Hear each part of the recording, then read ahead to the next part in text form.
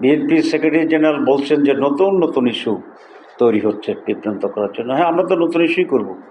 আমরা তো পুরাতনকে ফেলে দিয়েছি, পুরাতন ব্যর্থ হয়েছে, এটা তো দেশের মানুষ সাক্ষী।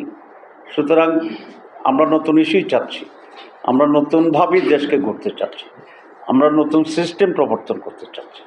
সুতরাং যারা এই পরিবর্তন এবং নতুনকে স্বাগত জানাতে পারছে না, তারা মূলত পুরানো জরাজীর্ণ ফেসিবাদের এবং লুটপাটের দখলের রাজনীতির দিকে বাংলাদেশকে আবার নিয়ে যাওয়ার জন্য অপচেষ্টা করছে।